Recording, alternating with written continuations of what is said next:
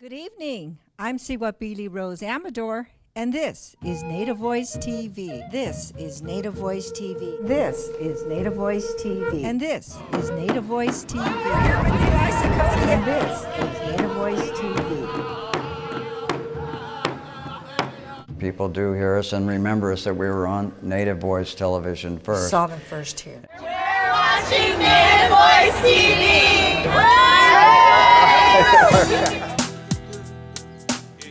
Looking for the skills and training you need to get a new career?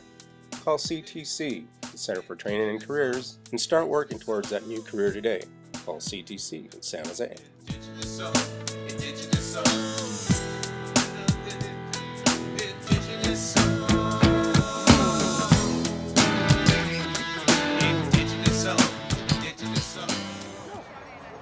We're here at the Sacramento powwow with Linda Navarro. Linda has an information table, but Linda, tell me your position and what you do. I'm the CEO of Turtle Health Foundation, and we have a cooperative agreement with the UC Davis Cancer Center, and our purpose is to promote breast health awareness amongst Native women.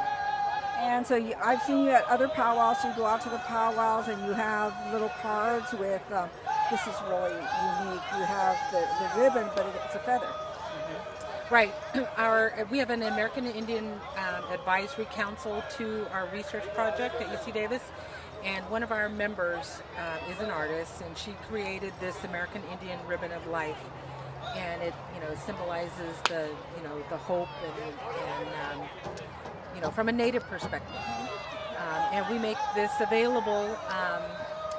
We sell it for $1.25. It's basically what it costs us to produce it. And we go out with our printed materials and our ribbon of life and promote breast health awareness everywhere we can. What impact or what did the studies show as far as Native American women and breast cancer? The studies show that Native women have the highest death rates due to breast cancer, and that's directly related to the fact that late diagnosis is the problem. Even members of our advisory council that were recruited from the local Indian community, Native women that had not gone in for a mammogram ever. Yes, and we're afraid and really didn't want to talk about it until I aggressively recruited them and said, "Come on, we got to get involved in this project." And then I'll never forget the day that our member came in and to one of the meetings and sat down and said, "I did it. I had my very first mammogram." And this would be a woman that is a great grandmother and approaching 60. And we encourage all women age 40 and over to get in there and see your doctor and have your mammogram. So you're trying to make women aware of how to do the sound checks, how to go in and do the mammographies and so forth? Right, and we've, in this process, our research grant, we created a DVD, which specifically is cultural. It's a cultural approach to health education in regards to breast health awareness for Native women.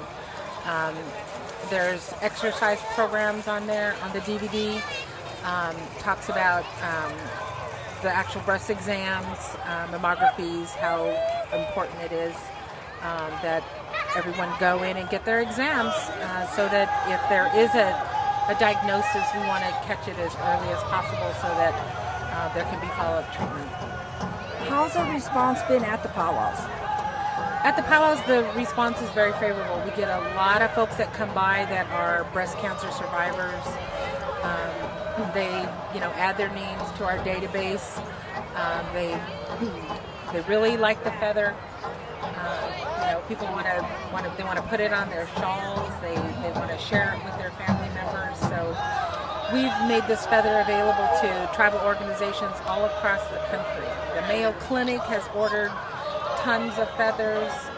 The different tribes, health and wellness programs. The response has been very good. That's wonderful. What do you look for as far as volunteers? far as volunteers go, our advisory council has really just stepped up and made this project something that's very dear to them. We've held focus groups. They respond to every request for us to come out and talk to small groups, large groups, family groups about the program. And it's really good. And if someone wants to volunteer or learn more about your program, how can they contact you? They can contact us at, they can contact me at the foundation at my email address, or we have a mailing list. People can sign up and get on our mailing list, and then we'll be launching a website real soon. Also. And again, the name of the project? Is the Mother's Wisdom Breast Health Awareness Program. Well, thank you so much for all your work. Want to find out what's going on in your community? El Observador is San Jose's bilingual weekly newspaper. Go to your local newsstand and pick up your free copy today. Good evening. I'm Cihuapilli Rose Amador, and this is Native Voice TV. Well, we have a real treat for you today. We have a very, very talented family. I'd like to welcome the Wilcoxes, Tim and Levon. Welcome. Hi, thanks for having us. Oh, you're more than welcome. They have some very talented children that are in the back room getting ready to come out and dance in their regalia. So where are you from? Tell us about your family. We're from Arizona. I'm originally from Winslow. And you're Danae? But we make our home in, yes, I'm Danette and Tewa. Okay. We make our home in Flagstaff, Arizona. Okay. So it's hotter there than it is here right now. Flagstaff is in the mountains. Oh, so it's cold? It's about 7,000 feet. Oh, really? It's in the pines, the cool pines. Oh, so it's nice there, huh? Yeah. Wow. And where are you from? I'm originally from Loop, Arizona, but we live in Flagstaff. I grew up in Flagstaff, Arizona. Okay. Yeah. So you met in Flagstaff? Yeah. Kind of? Yeah, we did. Well, you have some very talented children now. You have four children? Four children. 4. And their ages? Chase Somebody is, must know. Chase is 12, Ty is 10, Clay Clay is The 7. test. Clay is 7, and Rainy's about to turn 3 in a Okay. week or two. Now they all dance. Yes. Yes. And the boys do fancy dancing. And your daughter, has she started dancing? Yeah, she started with jingle dress, but I wanted her to do fancy shawl because that's what I started with. So we're in the process of making her fancy shawl outfit. Now both of you dance? Yeah. I haven't danced in years, but I've been wanting to start dancing again now that my kids are getting into it. Did you teach them? One of our good friends, who's a former fancy dancer, did a lot of the real intense teaching. I showed him some stuff. You're kind of Just like basic. a coach.